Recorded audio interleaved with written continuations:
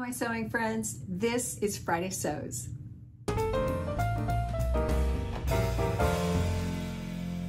I'm Jen, and this is my sewing room where not very much sewing got done this week. Just a little bit, because I was gone. I was gone for 2 days and 2 nights. So the third day was spent driving back, but it's not that far away. I went up to see 5 of my 6 kids. I always forget the boy.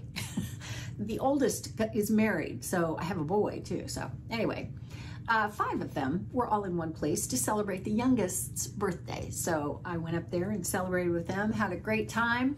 I love my adult kids. I really do thoroughly enjoy them. So it was a pleasure to be with them, but I didn't get very much done in here because I was gone. So let me tell you about what happened when I was on my way home yesterday. There is a really nice Joann Fabrics about halfway between me and them. So on my way home, I stopped and things weren't on sale, like no pattern sales, $1.99 or 99 cents, nothing like that. And the fabrics were on sale, but not for great, incredible deals, which has to be an incredible deal for me. But new look patterns are always $3.99 there. I didn't realize that, so I grabbed one. This is just a little jean skirt, and it is New Look 6703. I really like the longer one, but I'm gonna make it shorter. It is a true jean skirt with back pockets and the whole thing, and I love jean skirts to wear with t-shirts, especially as it starts to get cooler here in Florida, and I wear more things with sleeves. So yeah, I think that's gonna be really cute. And I have about 100 yards of denim that I got at the Scrap Exchange in Durham, North Carolina, which is a thrift store for crafts and fabric, and yeah. I should have gotten another little bit of this fabric. This I finished this afternoon. Well, I say finished, but I have to go back and get more of this double brushed poly from Joann's. I love the color. It's kind of a raspberry, and I got it to make the t-shirt to go with the skirt that I'm wearing. The skirt is a refashion of a sundress, which I want to do a refashion. I've got enough of them now where I need to do a whole video of just makes of refashions that I've done over the past couple, 3-4 months. So that's coming up. I promise you that's coming up. But back to this. This is the Galaxy Tee, which is by, I always want to call it rock, paper, scissors. It's not. It's cloth.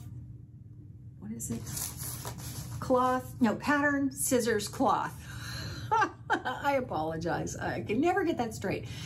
Anyway, it's the Galaxy Tee, and I love this. It's a free t-shirt pattern with a high crew neck and puffy sleeves, and I love it. It fits like a dream. The last time I made it a size bigger, so I sized down this time. Perfect.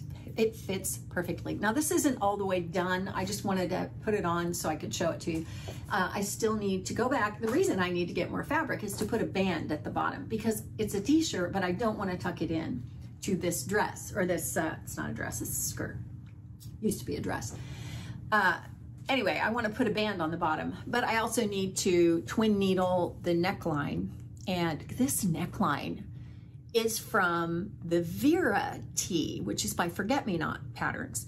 So I kind of Frankensteined the 2 patterns together and used that neckline on this one. This normally has a high neckline, but I didn't want that. I wanted the V neckline.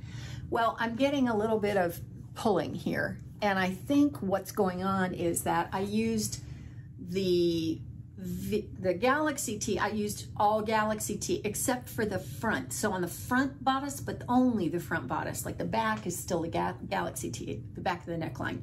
The front of the neckline is the Vera, and I used the Vera neckband. And I think that the Vera tee is cut a little bit differently in the back, and that's why it's pulling like it is, because it's just not drafted that way. So yeah, this fits me better. And the Vera has negative ease through the bust line. Did I tell you the Vera is also a free pattern that you can print off? Both of these t-shirts are. But it doesn't fit as well as this does. So I think what I'm gonna do next week is make the Vera, but I'm gonna put the Galaxy sleeves on it. So we'll see if that works. I think with that pattern, the last time I made it, it was too small, so I'll have to size up, whereas with the Galaxy, I sized down. I don't know if any of that made sense, but that's what I'm wearing, and that's what I just finished. Really quick to make, and I had a little bit of trouble with skip stitches on this knit, and I don't know why that was, because I used a ballpoint needle and you know, a zigzag stitch. I lengthened my stitch about 1 millimeter longer than I normally do, and I widened it a little bit too. So I ended up with a really nice stitch, but I ended up with that because I used a piece of tracing vellum that I have, and I just put that under it, and I would start kind of at the, like, so that there was something under here instead of just the edge. Like, I'd start on the vellum and then I'd start stitching, and then I went in, and that stabilized it enough to where I think it alleviated the skip stitches. So yeah, fixed that. So next week, Verity with the Galaxy sleeves. That'll be fun. It'll be nice to compare, you know. Today I was doing something and I broke my French curve. I broke it again. My last French curve I snapped in half somehow, but I think that that happened because I was moving and it was in a box, and yeah, just the movement of being packed in the box made it snap. But I'm gonna need a new one. I could probably fix this with packing tape and it would probably be fine, because you know, most of what you do is slide it around on a surface and then draw. But yeah, yes, I'm gonna have to order some more stuff from Whack. God, still sounds wrong to me. It should be way whack. Okay, moving on. I cut out a sloper for pants because I'm working on a pants solution. I have this fitting system. You know what? I don't even know. It's designing with Duzan, I guess. Anyway, you plug in your measurements. It's very similar to SureFit Designs and the Lutterlow system in that you use your measurements and then you kind of diagram it all out, connect all the dots, draw the sloper, and add the seam allowance, and that's what I've done here. I made it, or I cut it, from a chambray sheet. So I have high hopes for that. And I also ordered this and got it from Amazon. This is Pants for Real People. It is a Palmer and Plesh fitting resource. And they use a lot of tissue fitting. I don't really like that. So what I think I'm gonna do is use some gingham and use that instead of tissue, but you know, still follow the same kind of methods and troubleshooting things that you can do to get pants to fit. I've gone through a little bit of this, just shy of halfway, just kind of getting familiar with it, and I think it's got a lot of good information. So yeah, I am on my way to a solution for good fitting pants. I'm excited about that. I think that's gonna be, that's exciting. It just is. It makes me feel like, yes, that can be conquered. I'm also this week going to work on a muslin for this. This is Butterick 6314 from 1978. It is going to be a dress for my daughter who lives in Minneapolis. She was the one that was missing from the birthday celebration.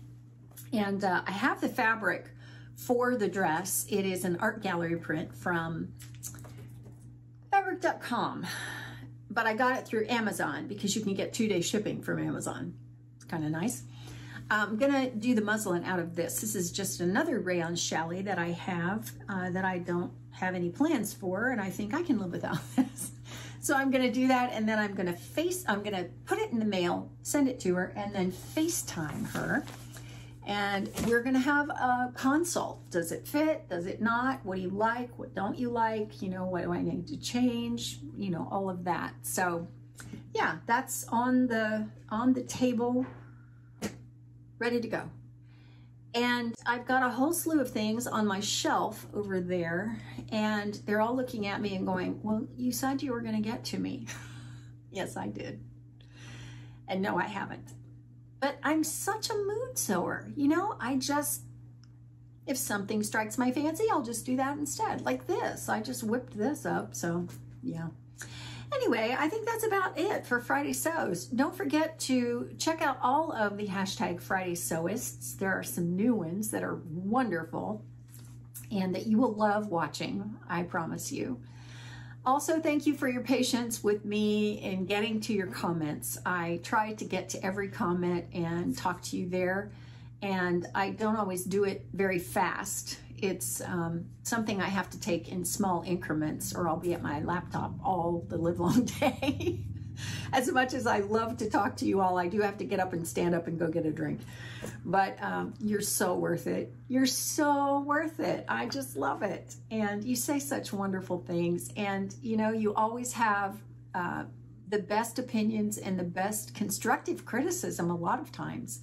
I always appreciate that so much. You know, friends will tell you the truth and they make you better. I love that. So I always try and be honest. I'm always glad when people are honest with me too. Anyway, I think that's about it for Friday Sews. So if you'd like to see all of my Friday Sews, like a huge playlist of all of them, then just click right up here and have a great weekend. I'll see you next time. Thanks for watching.